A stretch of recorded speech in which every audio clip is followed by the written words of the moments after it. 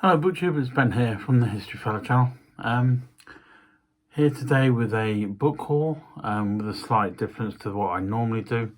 Obviously it's still a history book haul, but probably the main difference is that most of them won't be for pen and sword books any longer. But anyway, since this is, I haven't done one of these book haul videos for a while now, certainly a fair few months. What I'll do is I'll do the book haul, show you the books, and then afterwards, for those that want to carry on watching or those that are regular viewers, can do some explaining afterwards. But anyway, let's crack on with the books. Firstly, before I start, I hope everybody's well. I apologise for not being around very much in the past few months. But I hope you're all fit, healthy, well, all your families are doing well and they're all happy and just having a good time. Especially as it's now summer, I hope everybody's really had a good last few months sort of thing. But anyway, let's get on. I have a book here called, this one has a shine on, Flawed Commanders and Strategy. In the Battles for Italy, 1943 to 45, written by Andrew Sangster and Pier Paolo Ballesteros, and that's published by Casemate Publishers, an excellent publishing company that does some very fine books on military history and all types of history really, but they do specialise in military history. As Flawed Commanders and Strategy. Reading from the back, this book explores command leadership in Italy during World War II and how failings in their leadership led to the loss of thousands of additional lives. Errors in strategy, tactics and operations at campaign command level can clearly be seen in first-hand accounts of the fighting, leading to some surprising conclusions as to the effectiveness of the senior officers in Italy. The two American commanders, Patton and Clark, the two British commanders, Montgomery and Alexander, and the leading German commander, Kesselring. And actually, the front cover isn't the best in my opinion, but apart from the cover, it sounds a really interesting book. So I think this will be a good one. It's published by Casemate Publishers and priced at, I'll give everyone the prices in case you...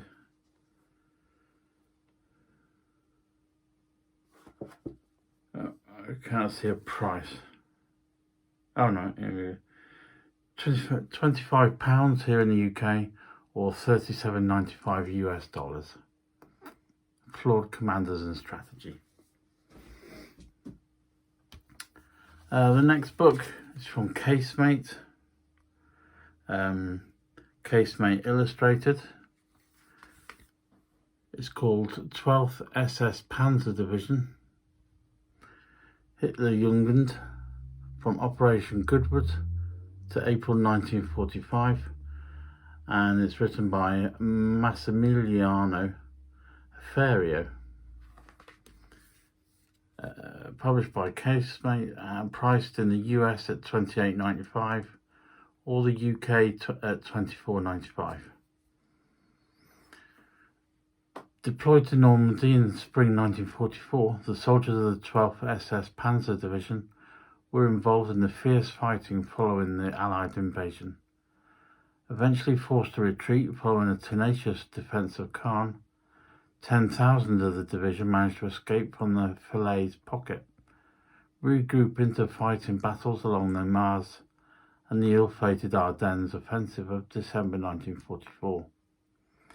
Deployed to Hungary in 1945 to stem the Red Army advance, the division fought against overwhelming odds before the final battles in Austria in late April 1945. So it's a particular look throughout the life of this one division, which was named specifically for Hitler. It's kind of like a tribute, but it's really good. It looks at the battles, the weapons they used, a number of the main officers involved. But it's a really good book, and I don't know if you've seen these books before, but they are really quite interesting. That's the 12th SS Panzer Division. From Operation Goodwood to April 1945. Written by Massimiliano Aferio. And again, we're exposing my knowledge of Italian authors, which is probably just as good as my French and the German. Right, the third one I've got is called The Blitz 1940 to 41. Let's try and get rid of some of the shine. I'll give you a close-up of the image. The Luftwaffe's biggest strategic bombing campaign, written by Julian Hale, published by Osprey Publishing. And again, for all these books, you can find a link down below this video, so please feel free after the video, if you fancy a copy, just follow the links and you can obtain your book. This book is priced at $16.99 or $25 US. How history's greatest air wars were planned and fought, and why they were won and lost. Although best known for civilian suffering under the bombs, or perhaps from the valiant efforts of the RAF Fighter Command, in military terms the Blitz was also the Luftwaffe's biggest and most ambitious strategic bombing campaign of the war, striking industrial cities from vital ports, or striking industrial cities and vital ports from London to Glasgow and Belfast to Hull. The Luftwaffe hoped that the Blitz would succeed where the Battle of Britain had failed. And there's another good book, specifically looking at the Blitz, and it's another one of these books where Osprey really do really write the books really well, and the information and the specifics and the specifications really go into a lot of detail, considering the book's only small, but it's a brilliant history and really tells you what you need to know. And of course, for Osprey and Casemate, I have to do little book review videos, so if you like any of the books and you want to see what I think of the books, then please feel free to watch the book review videos on the channel when I do them. It usually takes about a week or a few days to read and then get round to filming the book review video, but please feel free to check back and keep an eye out for those. Right, next is a bit of a difference because I've gone on to second-hand books. So they're all history books. Again, history is kind of what I'm into. So I've got a book here. This is from a charity shop. It cost me £2.50. And it's called A History of Britain, written by Simon Sharma, produced for the BBC. And it's at the edge of the world from 3000 BC to 1603 AD. You'll find many of these, especially if you live here in the UK, you'll probably find many of these books, because this is the volume 1 of 3 books. I do happen to have the other 2 copies as well, but I wanted to get the first one, which is this one, and then read them all in order, because I like Simon Sharma. He's a brilliant historian. And the BBC obviously published lots of copies of these books, so you can come across them in charity shops and second-hand bookstores quite easily, and they're a really good read. And plus I've got the first one, I've also got the second and third, which also happen to be signed as well, so if only I could get him to sign this one for me. Right, the next one I've already started reading. This one's called The Real Dad's Army.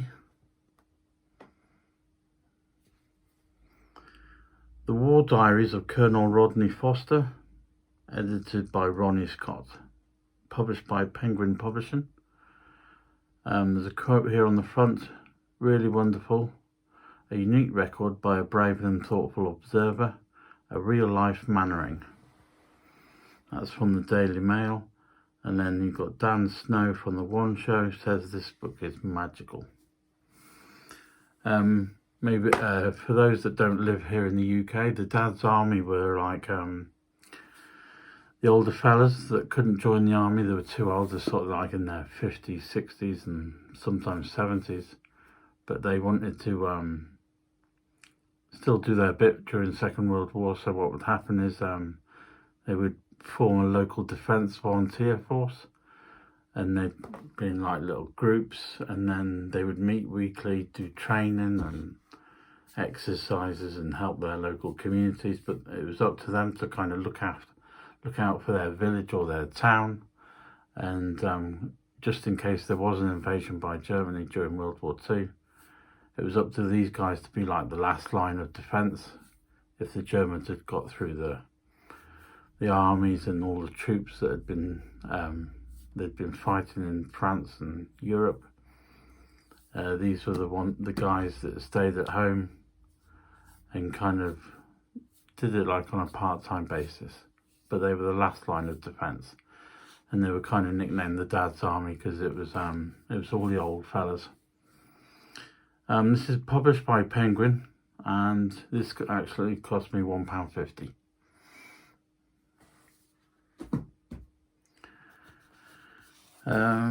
The next one is called The Time Traveller's Guide to Medieval England, written by Ian Mortimer. Actually, there's a sticker here on the front that says signed by the author. Oh yeah. This one's signed. Actually, I think this was about £2.50. Basically, it's a look at what life was like living in medieval England. I've seen various books of these. There's like the Tudor times. This one's the medieval England. There's like living in the Stone Age or Georgian. And basically, it looks at like what life was like living back then. What people used to do for work, whether there was any sort of national health system, what their wages were, what they would eat, what jobs, where they would live, were there any particular rules they'd have to live by, things like taxes and to the king and that sort of thing. And it's quite interesting. It gives you a daily look in the life of if you lived in that particular time. That's written by Ian Mortimer. The Time Traveller's Guide to Medieval England. And this was another £2.50 book. I think I found it in a charity shop where it was like you get 5 books for a tenner, so I like a good bargain. Next book is Hope and Glory, A People's History of Modern Britain, written by Stuart Maconie. And yes, another £2.50 book. Stuart Maconie goes in search of the days that shaped the Britain we live in today. Taking one event from each decade of the 20th century, he visits the places where history happened and still echoes down the years. Stuart goes to Orgreave and Windsor, Wembley and Wootton Bassett, assembling a unique cast of Britons from Sir Edmund Hillary to Sid Vicious along the way. It's quite a trip full of sex and violence and the occasional scone and jigsaw. From pop stars to politicians, suffragettes to punks, this is a journey around Britain in search of who we are. There we go, it's written by Stuart Maconie. It's called Hope and Glory.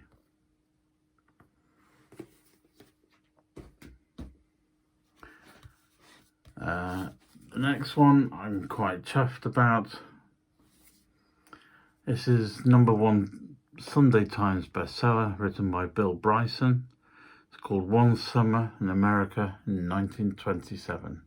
A decent sized read as well, so I'm looking forward to this. A year in 1927. The quotes on the front say sublime, fascinating and gripping. And basically it's a look at life throughout small town America. In 1927 it looks at like cars, sports, baseball, dancing, the music scene, that sort of thing. So I really quite like Bill Bryson and listened to quite a few of his audio tapes. So this, I'm really hoping, will be a really good book. Again, it just cost me £2.50. These second-hand books are cheap. And then finally, we can't go without a book haul without the Nazi rearing their heads. From the best-selling author of Auschwitz, we have The Nazis, A Warning from History, written by Lawrence Rees.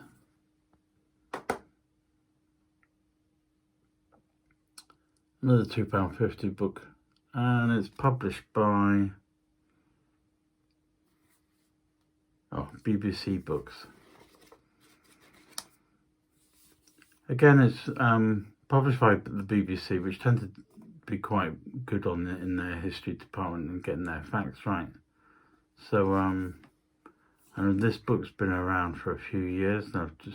Just one of those books I kind of thought, I must get around to reading that sometime, but never really had the chance. So I thought I found it, so I thought I'd grab the opportunity to read in this.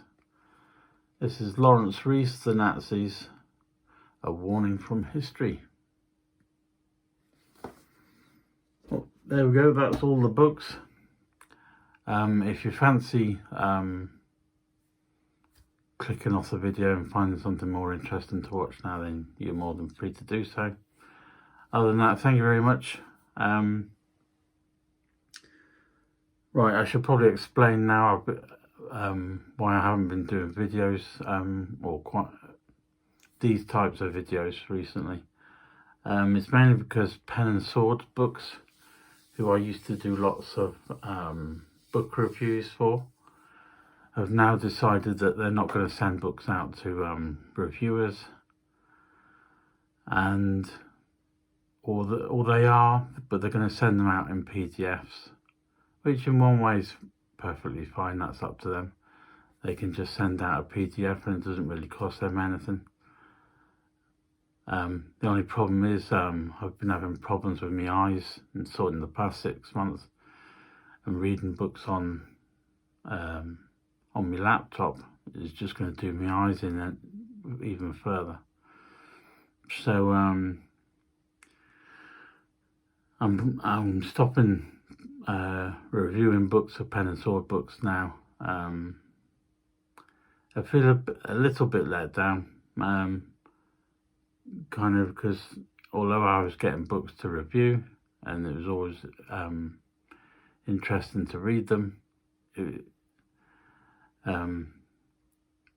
what should we say? Some of the books I was being sent to review weren't always the best or the most interesting. And I think I've been doing this for about 3 years now. And some of the badly written books I've had to read for them, and all that time that I've spent reading when I could have been reading my own books on my particular subjects that I like. It's a bit disappointing, and now we're just being swept away with, we're not giving out books anymore. So that's your choice. So I'm not sure what about Pen and Sword. They seem to be doing a lot of special offers and book sales and that sort of thing. I keep getting swamped with emails saying,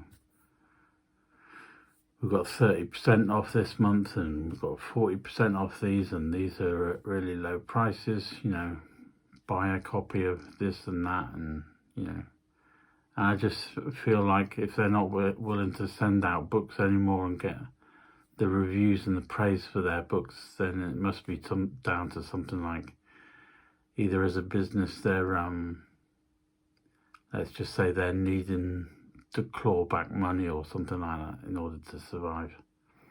That's how it feels to me. So yeah, that's Pen and Sword Books, Seaforth Publishing, Frontline Books, Green Hill Books. I'm probably not going to review any of their books apart from the odd one, if I pick up like a second-hand copy or something like that. But anyway, it's not all bad. As an avid book collector, just means I've got more time and opportunity to trawl through second-hand bookshops and websites that sell second-hand books. So I'm really looking forward to that, actually, because it means I can specifically look at history books that I'm really interested in. Although for Pen and Sword I was doing mainly Second World War books. My favourite history books are like on American history or Irish history, politics, biographies. And I was kind of being, you know, although I'd asked Pen and Sword, you know, look, if you do Napoleonic books, which I knew they did, or American history, I'll happily review them. But I was kind of just stuck with the Second World War category, and admittedly, there's only so many books on Adolf Hitler that you can read, or there's only so many books that surely can be regurgitated on the Second World War. So in some ways, I think moving away from Pen and Sword books is probably a good thing. It means I can focus more on history and social history and that sort of thing, and do more books that I'm interested in. That's it for the book side. Other than that, the other reason I've probably not been making many videos, or these types of videos, has been since Christmas. I've kind of been ill off and on with, it seems like, many different things. It's kind of really got me down, spending so many days ill with this, that and t'other, and with flus, colds, fevers. The cellulitis in my leg flared up in January, February, so I had to spend quite a few weeks with my leg up resting or taking tablets or antibiotics, and they can really knock you for six. Also being a diabetic, that has all its hassles and problems. I've been put on new pills, new weekly injections, and to be honest, the injections are kind of like knocking me for six, because on certain weeks it'll just, I can spend half the week in the bathroom because it has that effect on my body. So it's been one big hassle sort of the past 5-6 months. But anyway, with regards to the channel,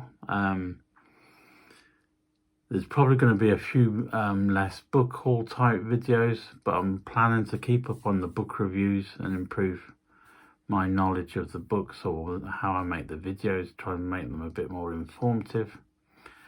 And also, if you've still been watching the channel, if you haven't disappeared, then you'll have noticed that I'm doing like profile videos on famous people throughout history.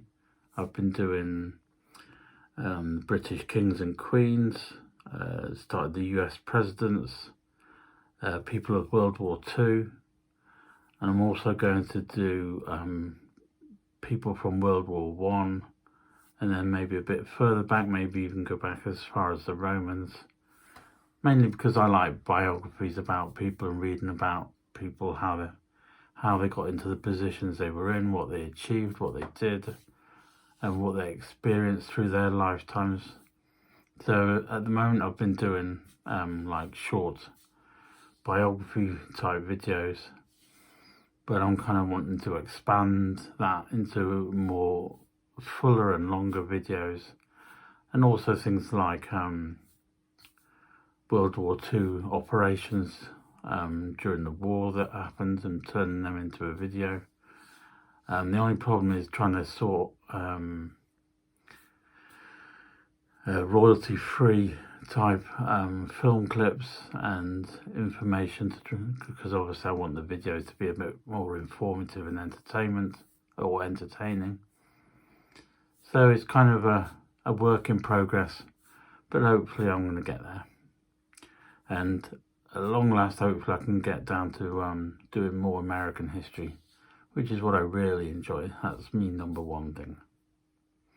Anyway, other than that, enough of me waffling, boring you, because you'll find everyone kind of clicked off about 10-15 minutes ago, if they even got that far. Thank you very much for watching. If you subscribe to the channel, thank you very much for doing so. I really appreciate it. For all the loyal viewers that have subscribed previously and still watching, thank you all very much. I hope you're all doing well, like I said earlier. And I'm very thankful for everyone subscribing to the channel. I really enjoy doing this, and I really enjoy making the videos, and hopefully you find them interesting or slightly entertaining. Other than that, please take care of yourselves. Have a good time. Enjoy your summer. If it's coming up to the summer holiday period soon. So if you're going away on holiday, have a great time. Just live life and be brilliant. Other than that, thank you very much for watching. I shall see you very soon.